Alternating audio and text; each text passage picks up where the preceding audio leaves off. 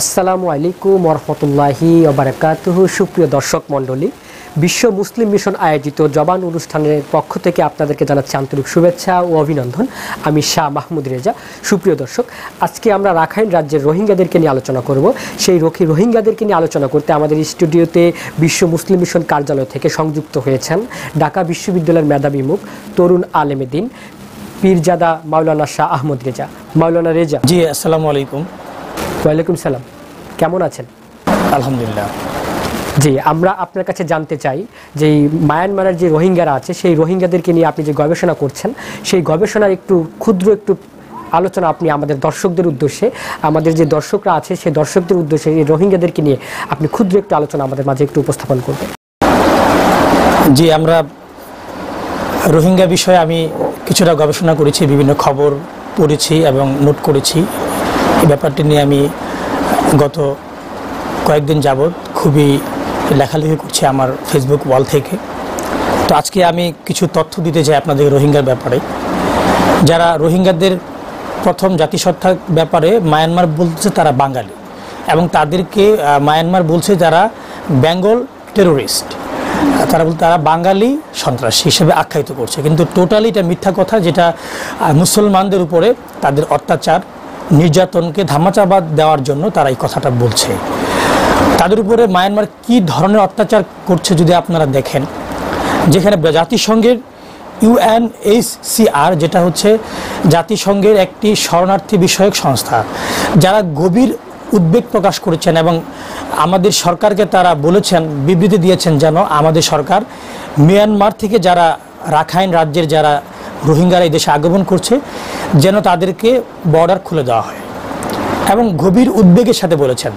এবং তাদেরকে কি পরিমাণ যে অত্যাচার করা হচ্ছে যদি আপনি দেখেন, মাওলানা মাহমুদ রেজা, যদি আপনি যদি বিষয়টা আঁচ করতে পারেন, মা বোনদের থেকে জন্ম নেওয়া সদ্য শিশুকে তারা হত্যা করছে, গর্ভবতী মাদেরকে হত্যা করছে, ধর্ষণ করছে, যুবক যারা মুসলিমদেরকে তারা গুলি করে হত্যা করছে, জবাই করছে, ঘর বাড়ি তারা আগুনে পুড়িয়ে অগ্নিসংযোগ করছে, জ্বালিয়ে দিচ্ছে। যেটা আমাদের বিভিন্ন টিভি মিডিয়াতে যদি আমরা দেখি, আমরা দেখতে পাবো যে মানুষের ঢল পঙ্গপালের মতো যেন মানুষ আমাদের দেশে ছুটছে, আমাদের দেশে ঢুকছে। কিন্তু আমাদের সরকার তাদেরকে রাজনৈতিক কারণে হোক বা কৌশলগত কারণে হোক তাদেরকে ঢুকতে দিচ্ছে না।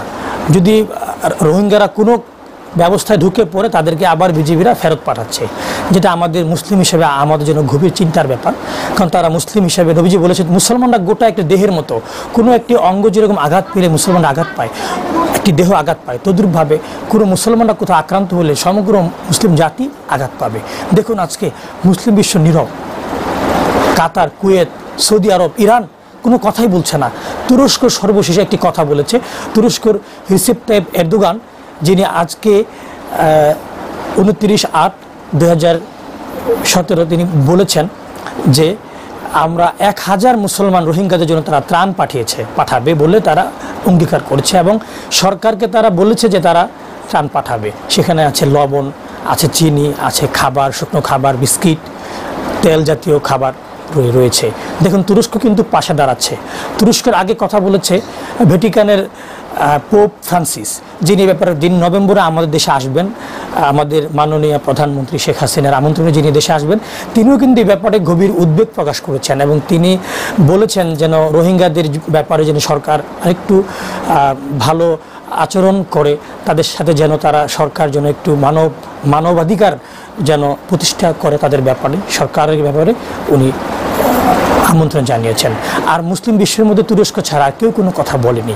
আর বাংলাদেশ হিসাবে আমাদের সরকারও চেষ্টা করছে তাদের জন্য সহযোগিতা করার জন্য যতটুকু পারা যায়।